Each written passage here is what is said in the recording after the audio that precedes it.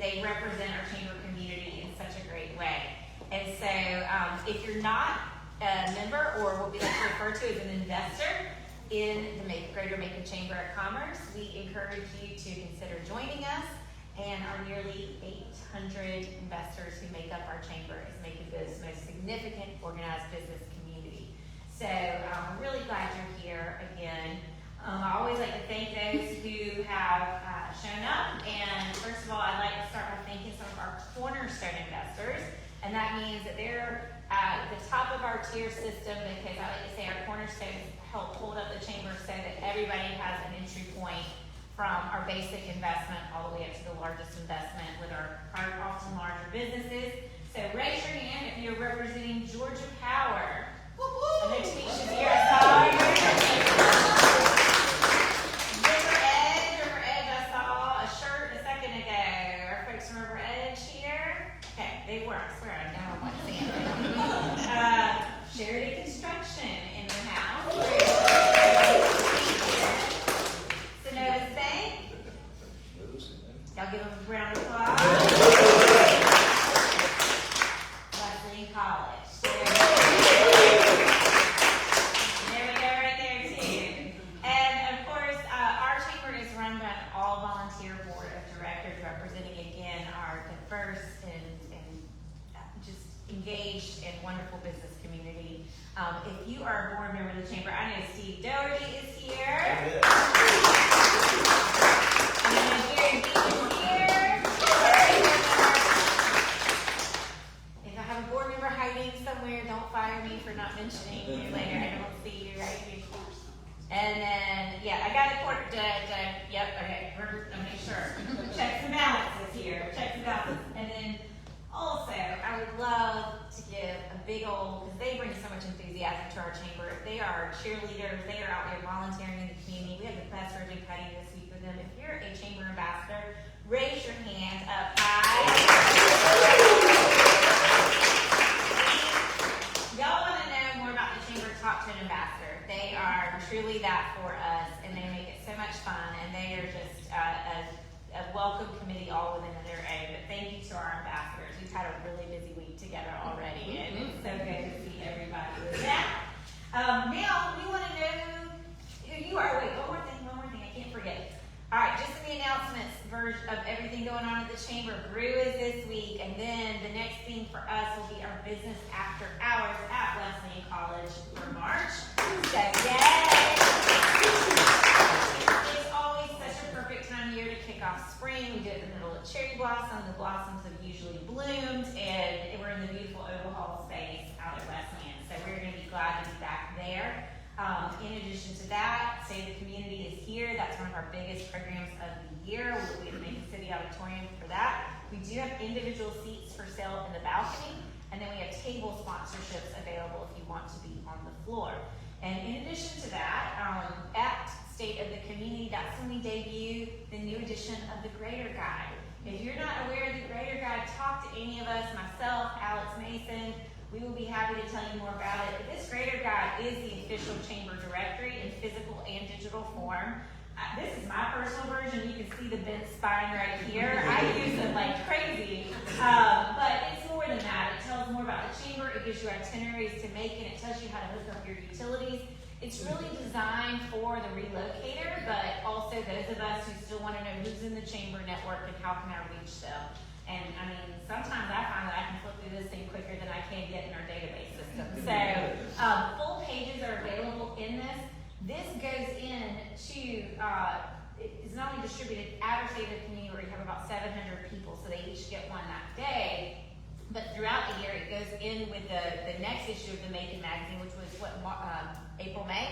Or May, June. So it'll go in with the Macon June issue of Macon magazine. And that means it gets distributed to over 7,000 people throughout Central Georgia area. So it's backed in with that, and then we give them out throughout the year. So we like to bring them to our programming, but you would not believe the requests that we constantly get to give the Grader Guide to others who are coming to town. So consider that we have, it's a full page. You can even do the photography for you. So I think it's one of the best multi-attack advertising opportunities out there. And again, it's designed very much for the service providers, small businesses, trying to get in the hands of those who are making decisions about where to do business in Macon. So consider that.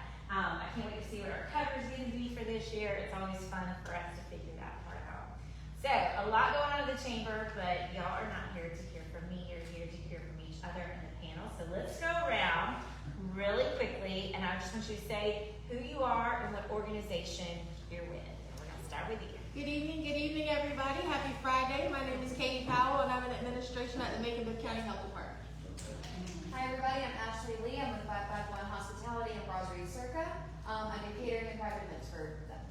I'm Michelle Tasson. I'm with Rawls Living and John Wesley Village Retirement Community.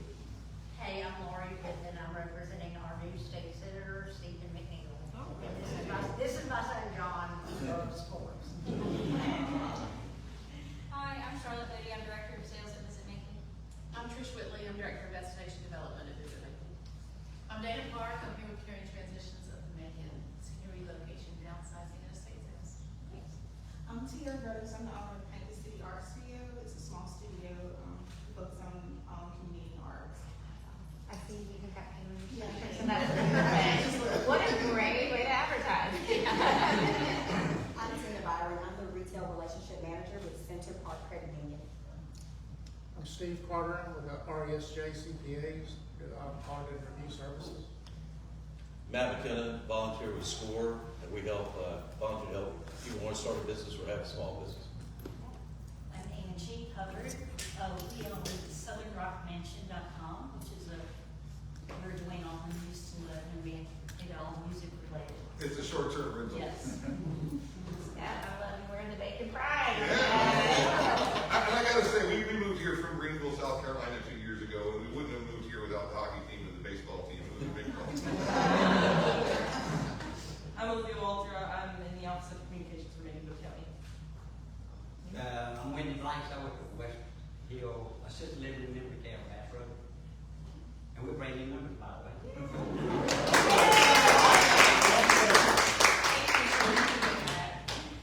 I'm Amy Scott, Marketing USA. Hi, Gary Week, CEO of Visit Macon. Marissa Rogers, I'm VP and Chief Marketing Officer at Visit Macon. Tatiana Thompson, I'm running the GEM program at Georgia College State University. Anthony Cameron with Hayes Service, we do commercial HVAC services. I'm Austin Carp. I'm the Vice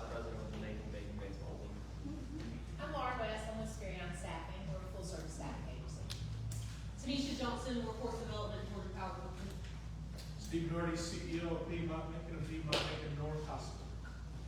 Madeline Chloe, Alex Woods, fiance.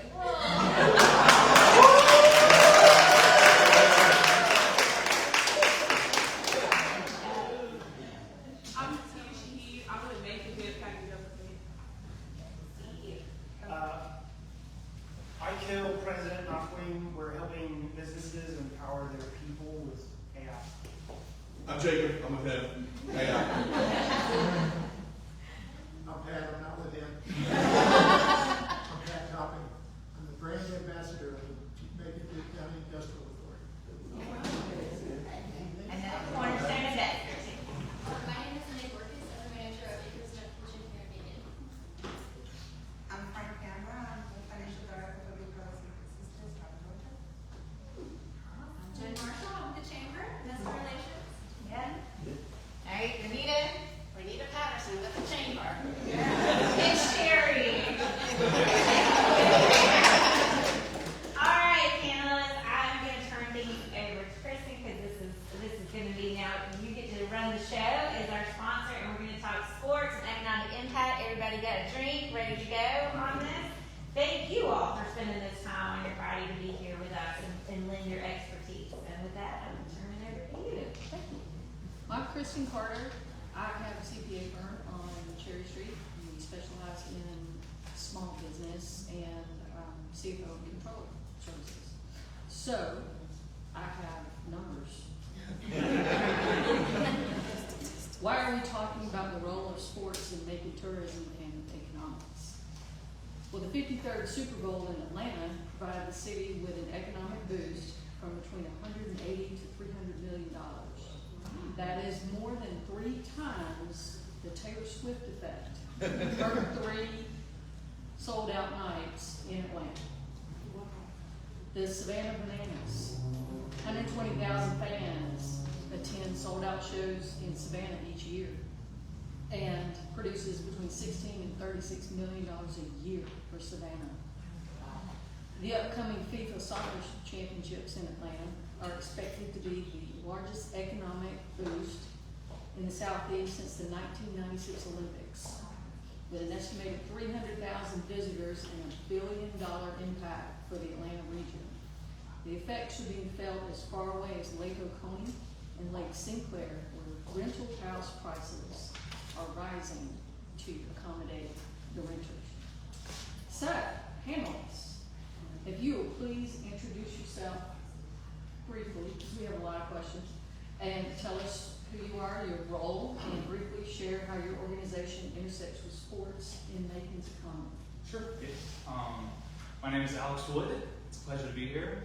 This is a star-studded cast, so I'm happy to be here.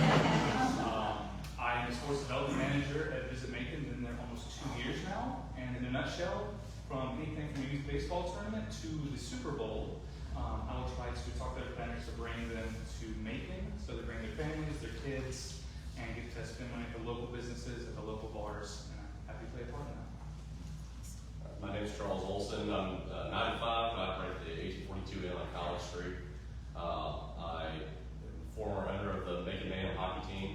Also, I'm the athletics committee chair for the Middle Georgia State University Foundation, and as a Knight Foundation trustee, I'm a member of the Knight Commission for Intercollegiate Athletics, and we're nationally working to try to figure out a viable way for the NCAA to move forward. So I kind of do a little bit of everything in sports, and I'm a college football referee as well.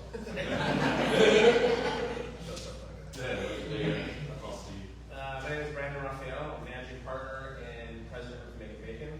This is year 26 for me in the industry, 8 in Macon. Obviously, Macon Bacon, we're a family-friendly entertainment option. We operate the ballpark year-round at historic Luther Williams Field. If you haven't been there, you're definitely missing out. And excited to be here with this crew.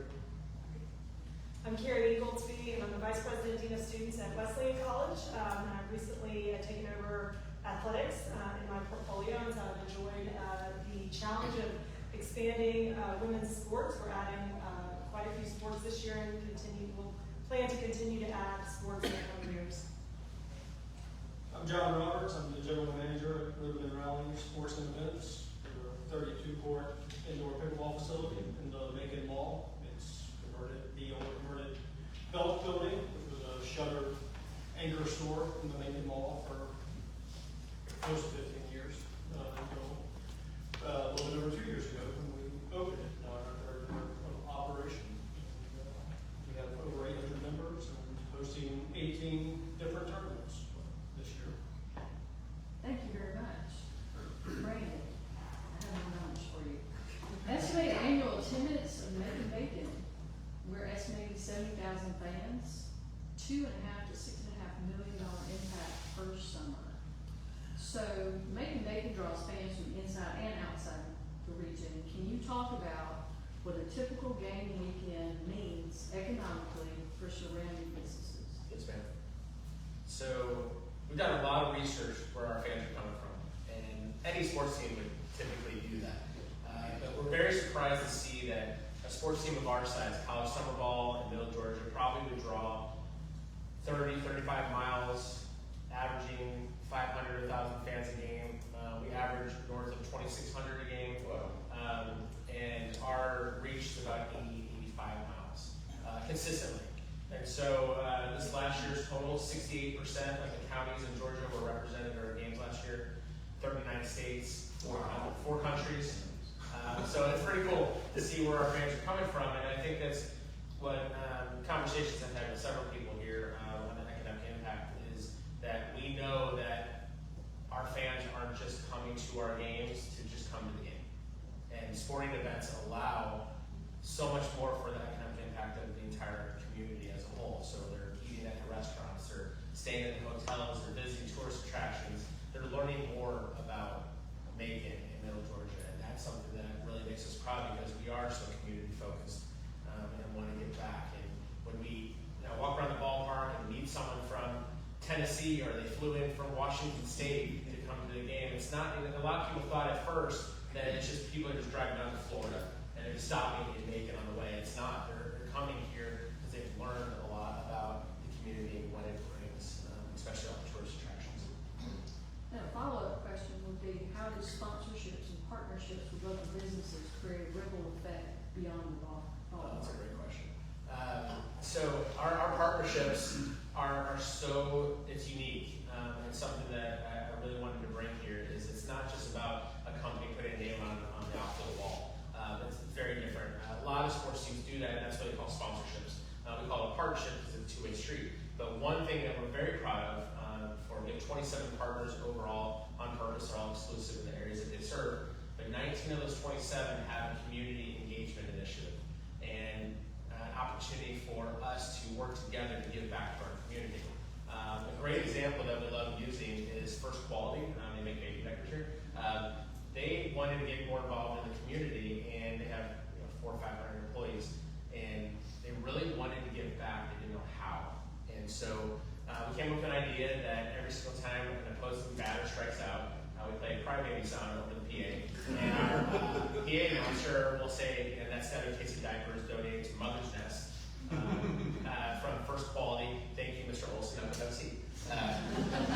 But the idea, when you think about it, that's what the idea is. And so 225 strikeouts last year, that equaled 225 cases of diapers, which is 1,000 cases per diaper. So 225,000 diapers were donated to Mother's Nest, which is a nonprofit here in town. So we have 19 of those things that happened, and it ended up totaling about $685,000 this last year. So it's about giving back, and it's about showcasing how great our community is through not just a baseball game, but with all the great organizations and companies that we have here that services the community.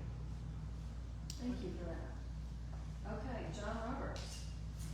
Southern Kickball Championships in Macon. According to ChatGPT, they brought over 1,200 players from 21 different states and 2 other countries. 1,300 hotel nights were booked, and the economic boost from that one championship was over $800,000. So pickleball is one of the fastest growing sports in the country. How does a facility like Rhythm and Rally contribute to tourism and extended stays in Macon? Well, some of that seems self-evident. Again, 1,200 players speaks for itself. That event was over 3 days last year. This year it expanded to 5 days. So already, just with the volume they brought and the return customers, as it were. They saw the need to expand that to multiple days, so we added hotel nights to the locals. Excuse me. In that way, but also those players come and they don't just spend time at the courts. If you talk to them, they all talk about where they ate there last night, where they're staying this time. They all have their own Macon favorites already, because Macon is the center of the pickleverse. Thank you, Gary. So it's not just the Southern Pickleball Championships. Southern Pickleball is hosting 6 different tournaments in Macon this year. They've done dozens since their founding back in 2020, when they founded us, the Georgia Pickleball Association. So there is a built-in demos of pickleball players already who are familiar with Macon, who have honed their games in Macon, and really grown up with the pickleball explosion post-pandemic in Macon. And they're not Macon residents, but they all have, we're going to talk about people on what we group fall line, the places they frequent when they come here. They talk about them as if they're regulars, right? So having that sort of connective tissue with events that are built as one weekend events is an enormous opportunity, and hopefully as we build it and grow it over the years, especially as we talk to all of these luminaries up here, it's the opportunity to be a force multiplier in Macon, not only for pickleball, but for local businesses and the great amount of nonprofits and good that can be done in Macon.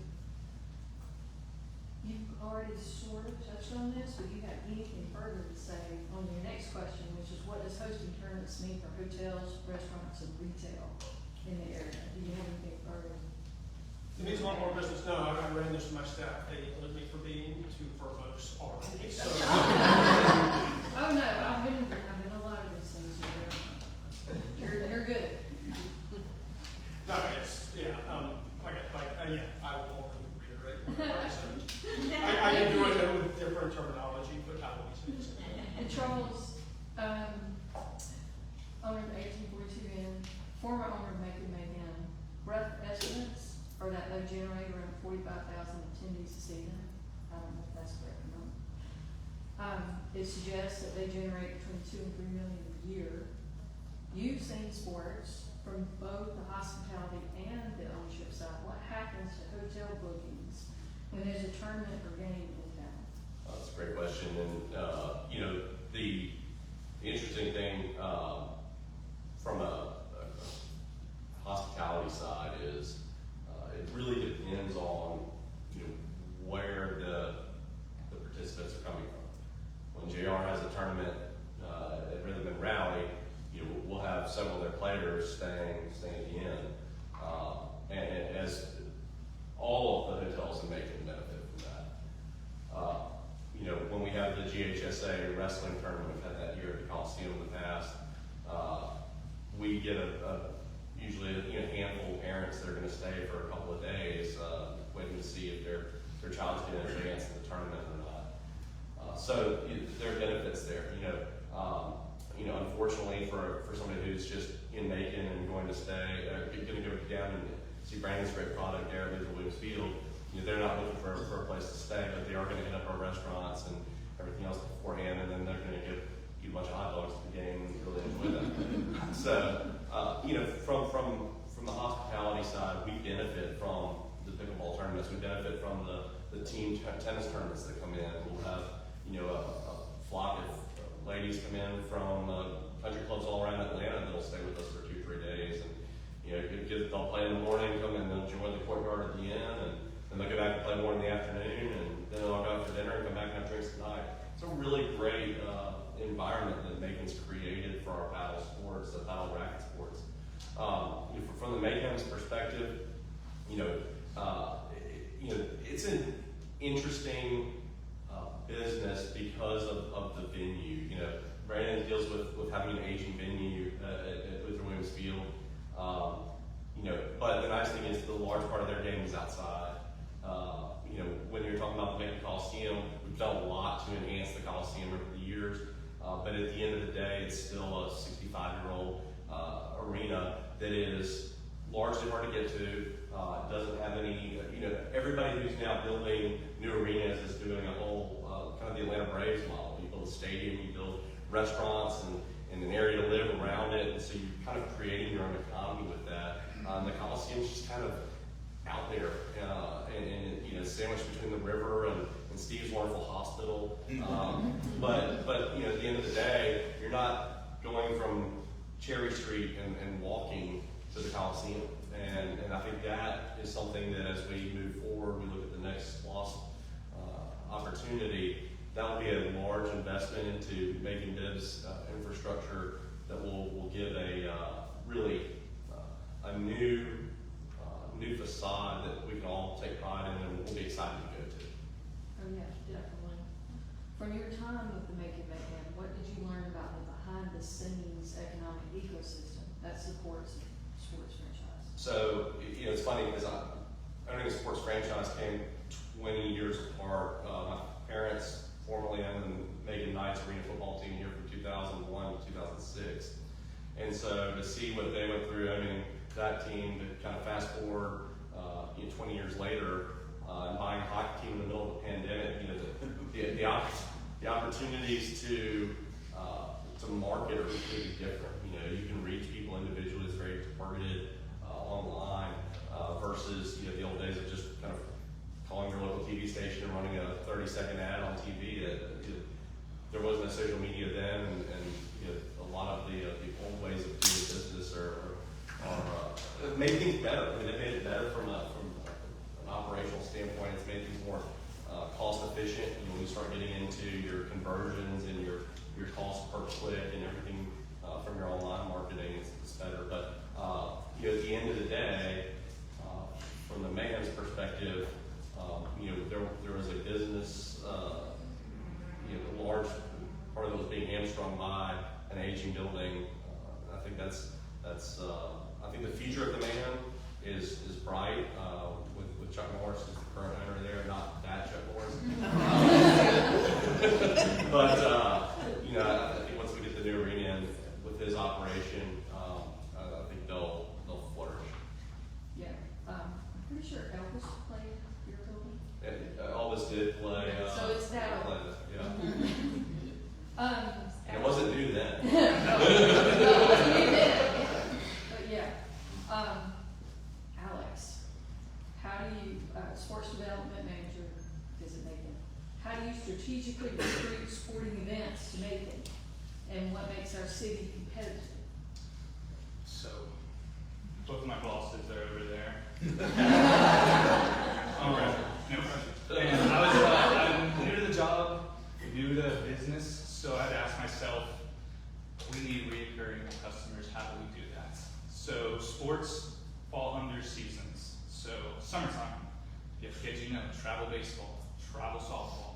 We have the great fields at Carolyn Creighton, and we started last year by getting temporary fencing so we can start building off of that. So then you look at spring and fall, and we have tennis, who think tennis, not that much or whatever, but last year tennis generated over $4 million in sports tourism. And then we look at the wintertime, you look at cheer and dance, both at the convention center and the Macon Auditorium. So now we have a whole year long, and don't pickleball, you're about pickleball, all year long, year round.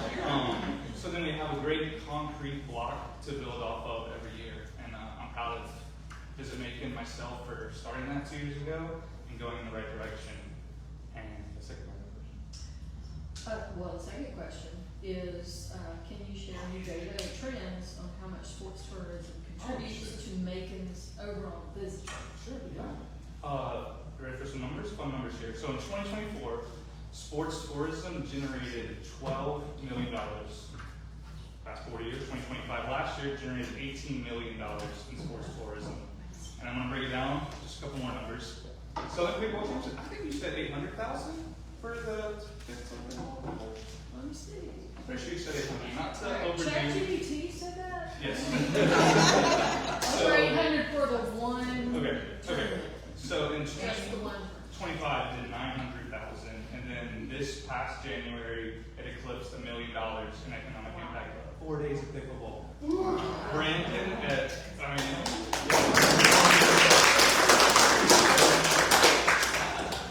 Brandon and Luke Williams started, and his staff started the SEAC. It's a D2 college baseball conference, and they host their baseball championship there. It's a week long, and it generated over $700,000 just from a baseball tournament for a week long. And then you can look at one of our biggest partners is DHSA doing $1.5 million for a cheer event. So it's fun to see that stuff, fun to bring that stuff and see how it impacts the businesses, the taxes, and all that great stuff. So it's good. It's awesome business here, man. Thank you very much. Carrie, VP of Student Affairs and Dean of Students, Wesleyan College. Do college athletics influence enrollment, campus life, and student retention? We know it does, but Yes, the short answer is yes, yes, yes. So, absolutely. This last 2 years, we've transitioned into a strategy growing enrollment through athletics. And so what we're doing, we've added 4 new sports: club hockey, women's wrestling, of course we're a women's college, women's wrestling, flag football, and we're using competitive cheer. All of those are fast-growing sports in the Southeast and in Georgia. So we're seeing incredible numbers. We're 300% up on deposits of students, 500% up on applications just to Wesleyan. The numbers were it's incredible to see the growth from last year to this year in interest. And most of those deposits of students are driven by athletics recruitment. So we are certainly growing in that area, and we look to expand further in athletics and continue to build sports. We did just recently transition. Fall 2026 will be NAIA, will be NAIA, so we're able to scholarship our student athletes, which has been a really great way to recruit. But with scholarshiping, we're able to keep kind of our tuition. Athletes basically come in and they're able to usually pay a little more for college. That's an interesting fact people don't always know. And so it also, of course, helps our operating budget when our students can pay a little more for that, but they're still getting scholarships for athletics. And one of the things I would say for retention, so 88% of college athletes will graduate versus 68% nationally, so I think that's really impressive. We have seen our athletes in the 80s as far as retention from year to year, year over year. Typical retention rates tend to hover in the 70s, 70% range, 78 to 75%. So we obviously see that our college athletes are they retain, they graduate. An interesting fact that I love to talk about, and our president likes to bring this one up, is that 94% of female C-suite executives played college sports. They were college athletes. So I think that's really impressive overall. People want to hire college athletes, right? They come in with a different level of probably maturity, communication, resiliency in so many ways because of their participation, teamwork. They really come in with skill sets that I think non-athletes, not that they don't have it, but college athletes tend to exhibit, so I think that's impressive. Something I would say, and I don't know if this may be the next question, so I might be, as far as campus life, let me touch on that. So one of my roles is to really grow student engagement and campus life to make sure that when students come to Wesleyan, they're like, this is where I want to be. We're a small women's college in Macon, Georgia, right? That can be, in some cases, it's been a tough sell. But what we have done is we partner with athletics, and now that I'm over athletics, we do events around our athletics, we do tailgates and all sorts of exciting ways to support our students, and we get students, non-athletes out to support them, creating campus engagement on our campus so that we're supporting the athletes, but we're also retaining and supporting our non-athletes through those events. Really lovely to see what we're doing with athletics and how much we're growing. Already in 1 year of adding 4 sports, looking to continue to add sports over the next 3 to 5 years. Oh, that's great. What role do student athletes and visiting teams play in supporting local businesses? Yeah, absolutely. So what's great is we just had a wonderful meeting with Visit Macon about strategic partnership around our athletics and what we can do in Macon, whether it's reserving field space or we're using the Coliseum. Obviously, club hockey will be playing there. We bring athletic recruits all the time, so we've got them in hotels, we've got them downtown at restaurants, and we also are looking to partner with Visit Macon on different competitions, tournaments, weekends, like we talked about with bringing in various NAIA competitors in the area, bringing them into Macon for a full weekend, whether it's hockey, wrestling, cheer, and hosting them here in Macon, which I think will really be a great benefit to the hotels, restaurants downtown. We also, I will say, one other way we partner is we bring our students to the Macon Bacon. We bring our students to the Mayhem. I think it was, well, Mayhem. So we are downtown eating. We're taking students to restaurants. We're taking our athletes, and so we're contributing as well, and we're pouring into the economy in that way with our students. Thank you. Okay, this question is for all panelists. It's up to you if you just want to jump in or if you want to go down the line. Go for it. It's Friday. What is one sports-related opportunity Macon has not yet fully tapped into? What do you feel? Yeah, sure. I kind of touched on it earlier, and it's travel, youth sports. And I want to touch on this for everybody in tourism and the economy brings it. Are you going to let your 12 or 11-year-old drive to Macon from 5 hours away? No, it's not illegal either. So they need parents to drive them, old people, grandparents, cousins. And a sports tournament is just a tournament. They like to drink. They like to eat. So I think you touched on it on one of your numbers of like Super Bowl. Like, they're not just there for the Super Bowl, they're for everything around it. And I think we've done a good job of Visit Macon of like the lights that Macon does. What do we do? The market, the Christmas markets, of doing sporting events there so they can come out and see the city of Macon and all that it has to offer. So we talked about travel sports. Yeah. It's huge. And I was going to touch on that as well, because I have a daughter that plays travel softball. She's 16, and we just about every weekend are traveling somewhere. And none of those tournaments are here in Middle Georgia.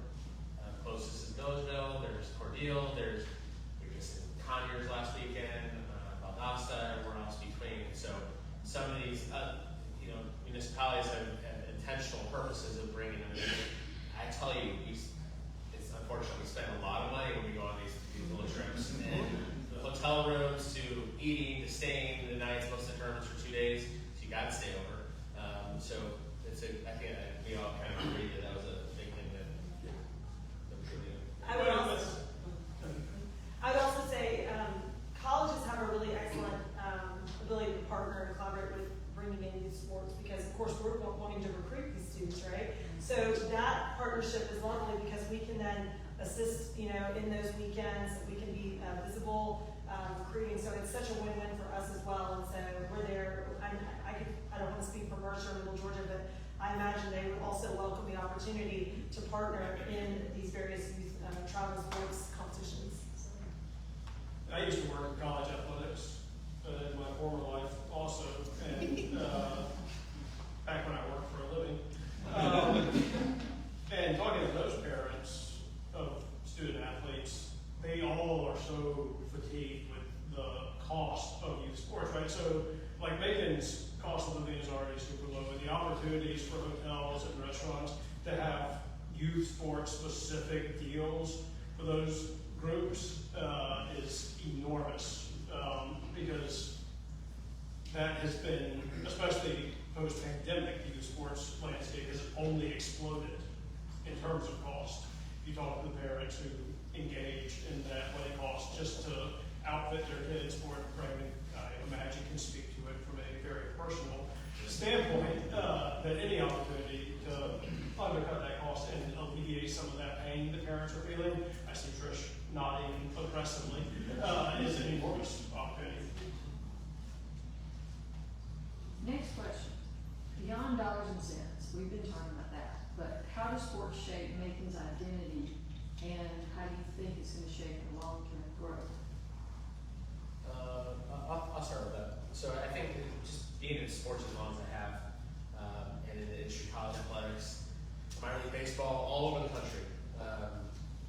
You think about it, this is what Carrie spoke to. So even from a college perspective, you all hear about it. The number of applications that a college or university will get when their sports team goes to a national championship. Coastal Carolina is an incredible town. No one knew who Coastal Carolina was until they made the College World Series. And every college and university in the country will tell you we want our sports teams to make it because the number of applications. But it's also the same thing from the standpoint of quality of life. The conversations I've had with so many other CEOs and other people here is to be able to talk about when we're recruiting employees from out of state or out of area to come here. One of the first questions you're going to ask is, what's the quality of life like? What is there to do at night? What's there to do for my kids? And sports teams and colleges and universities, we all contribute to that to give something to do in the evening or on a weekend. And that's beyond economic impact, it's quality of life. And I think Macon, specifically in the 8 years I've been there, I've seen a significant impact on wanting to do that. Well, and as a hotel operator, you know, even the family that just walks in, they're tired of driving, and you know, walking, hey, you off the room, yes, here we go. All right, now what can we do tonight? Well, you know, there's a Macon game tonight, there's a Macon game tonight. You know, there's the opportunity to go downtown for, you know, get a bite to eat, go across the Coliseum, go down to the Williams Field. You know, those are things that all of a sudden now they're going, wow, like there's a really historic cemetery here in Rose Hill, and now you're kind of moving down, like we'll stop and get dinner, and then now we're at this historic baseball field, you know, the oldest operating baseball field in North America, and you know, and they just walked in off the street and didn't know anything about it. Now they're like, Macon's really cool. Now I come back, and that's really the neat thing is our repeat guests at the end are it's a large percentage of our business because people fall in love with Macon, and you know, it's one thing to stay by the interstate and all that, but because the way we are with 19 rooms and being right in College Street and College Hill, it's just a completely different vibe with Macon, and if people really like it, they can walk to the auditorium for concerts, they can, or down to the Grand or to Capitol Theater.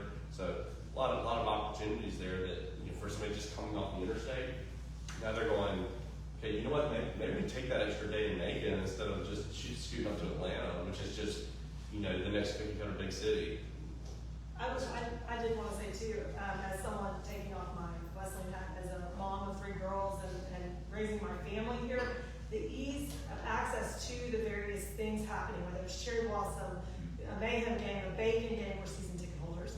And it's so much, it's just easy to say, okay, we're going to go tonight. We're not going to battle the same traffic. The prices are affordable and make sense when you have a family of 5.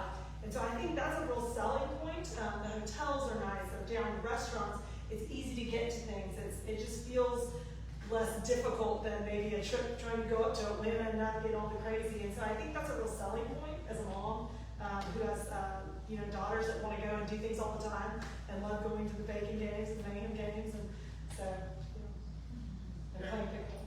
Yeah, I say a lot. Pickleball is what brings people to Macon. But Macon is the reason that people come back and talk to them again at our tournaments. It's Rhythm and Rally sort of exists in 2 different ecosystems a lot of the time. Because Monday through Thursday, we're very much a local civic hub. I describe us as a civic commons among the staff. It's something I try to infuse into the ethos of how we operate. It's a place where Macon meets Macon. And on those tournament weekends, at our best, we're really just inviting other people in to experience that.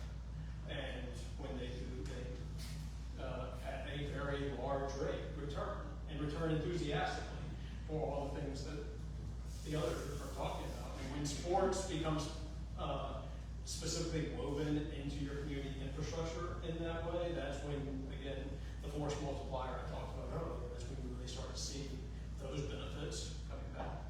And one other thing too, we haven't really talked a lot about Mercer Athletics and their impact in Macon-Bibb, but because they're not here, Charles. Well,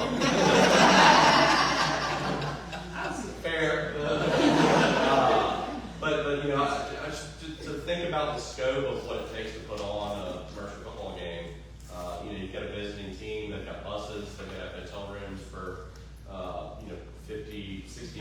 players, plus all the support staff and coaches to go along with that. So you're probably talking about 40 to 50 hotel rooms for the visiting team. On top of that, for the officials, when you have a crew of 8 on-field officials coming in, 2 replay officials, perhaps the coordinator of the league coming in, that's another 11 rooms right there.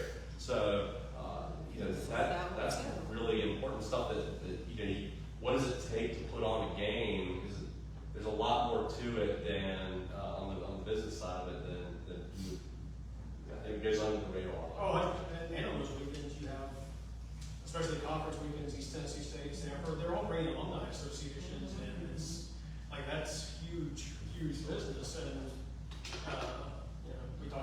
Brandon talked about the impact that reaching a national championship has on a university. I don't know how many were in Macon in 2014. You'll remember when Mercer beat Duke in Raleigh-Durham in the first round. I was there. Overnight, just the Google searches for Macon jumped by millions. So the marketing impact on that was about the free advertising that they got out of that was valued at $250 million. Wow, that's staggering. I'll land the plane for the group.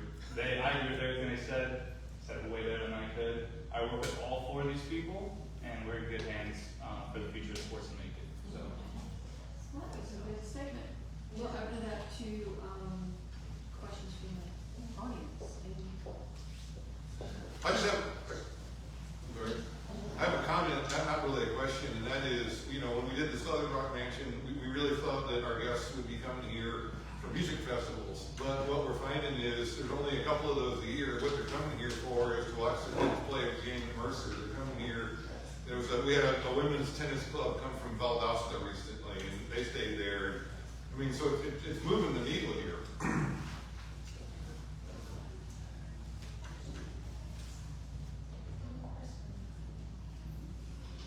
What were the 4 new sports you brought on this year?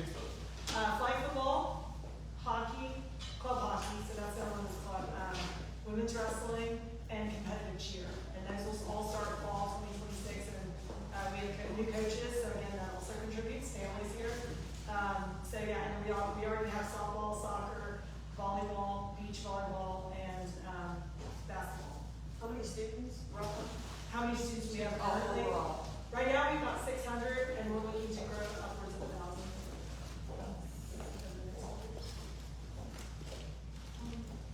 This is for, so I'm a mom and a student enlistment and a business owner. And so my boys I just signed them up for baseball. So, but they're with like East Macon. And so like, how do you, as far as for baseball, partner with the local like rec centers or like, making, I don't know if they can make a little, like to get those kids, because some of the kids I do know, they're from, they might not can afford to go to the games. It's just like, how do you reach out or do you give back to those, or do you give out tickets for the little ones to come see Macon and stuff like that? So how does that work? Yes, that's everything you just said. So we do a lot of partnering with the Little Leagues, RBI Baseball, which is urban youth baseball here. There's a great opportunity for a lot of our fans to be able to bring people to games as well. So we hold clinics every year, usually free clinics for kids to come in. We work with each Little League individually, invite people out to games, and especially for the lower income ones that maybe couldn't afford, we'll have some of our partners that will sponsor those tickets to get them to come out. Oh, that's awesome. Yes, yes, ma'am. Since he's still in the business of owning a team, I'll say this. If for the school children around Macon-Bibb, giving a voucher for a child to come get a free ticket for a game is great because they have to bring a parent. See that? So there is a benefit for not only the community outreach side, but also to get those extra paying tickets that might not come without that voucher being there.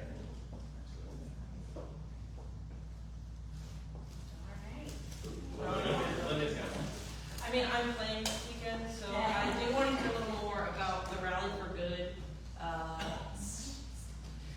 group that's happening at and how that gets back to the community. You have a plan for the audience. I know. So we are actually hosting a tournament this weekend. It's run in Women Rally. It's part of our Rally for Good series, which is something we launched this year. Each tournament will benefit a local nonprofit. This month it's the Ron McDonald House, which if anyone has ever had the misfortune of a child who's ill, you know all too well the importance of the work they do. It's built on the same ethos I've sort of talked about here, that Macon shows up for Macon, and we see it every week in Rhythm and Rally, and a portion of the registrations go back to Ron McDonald House. Players have an opportunity to donate additionally above the registration. It's priced lower than a lot of other pickleball tournaments, and it's built and structured hopefully as not only a year-over-year play, but potentially expandable into some of the other sports and great partnerships we have here. So Brandon, I'll be in touch. And yeah, if anyone here would like to come out and see what that's all about, we start at 9 a.m. tomorrow, 9 a.m. Sunday. We'll be done by 1 Thursday. You can come walk through, see some of the pickleball action. You don't have to be there from 9 to 1, although I would love for you to be. Yeah, see if it's something you want to get further involved with, whether playing or partnering. We have lots of signage opportunities. Can we get one more? Alex, I understand next weekend's a big sports weekend. What's going on?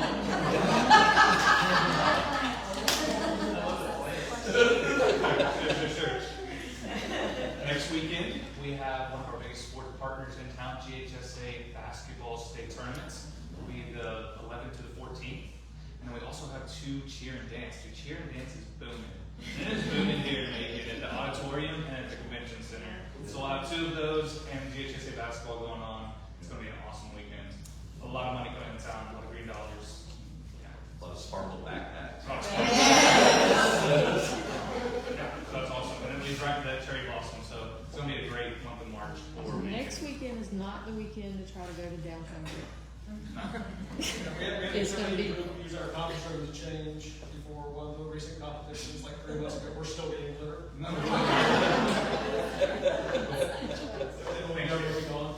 I have one more question, and it's kind of like for the business owners on the panel. As far as like when you started, like how did you know like you wanted to be who you are today, and in that aspect, and as far as like just putting everything together.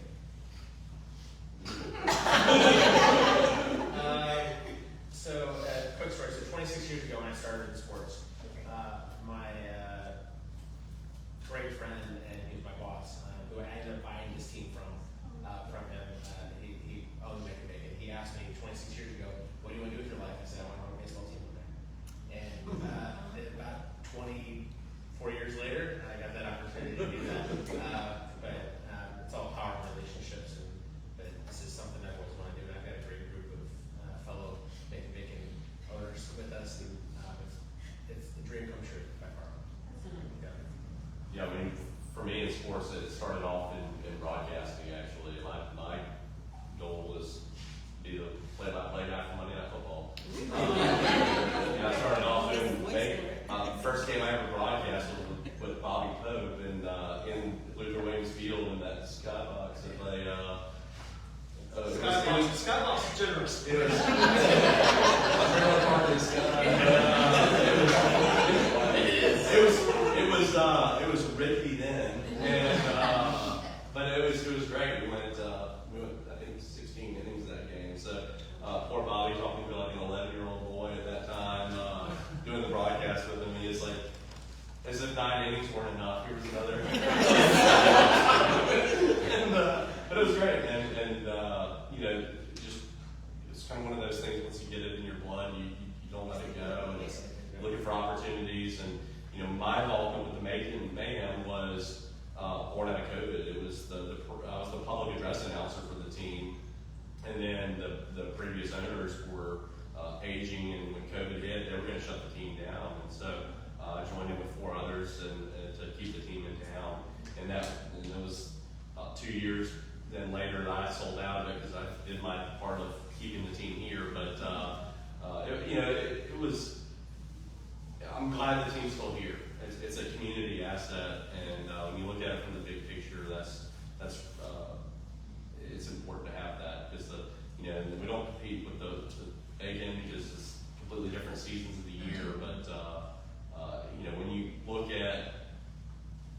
trying to court businesses and industries to come to Macon, what are your community assets?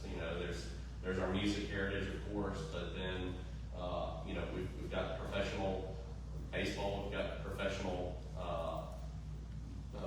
hockey, and on top of that, you're an hour from the Atlanta airport. You can go anywhere in the world to rent from there, and you don't have to live in Atlanta. So, huge bonus. I sell our location to everybody. I think our location is one of the best in the southeast. It's like right in the middle. I was on a site visit Tuesday, and they were looking at Athens, and it was too secluded from everything. So our location is humongous. It is a beautiful part of Macon. We're going to have 2 Buc-ee's 20 miles apart. Like, that doesn't tell you that we're important. But then the second one is on the exit that I take to go home from work, so that's gonna be fun. All the press Yeah. All right, y'all let you pass that back. Y'all just led right into this message. Choose Macon. Thank you. Yes, very thank you. much. Y'all give it up for the panel.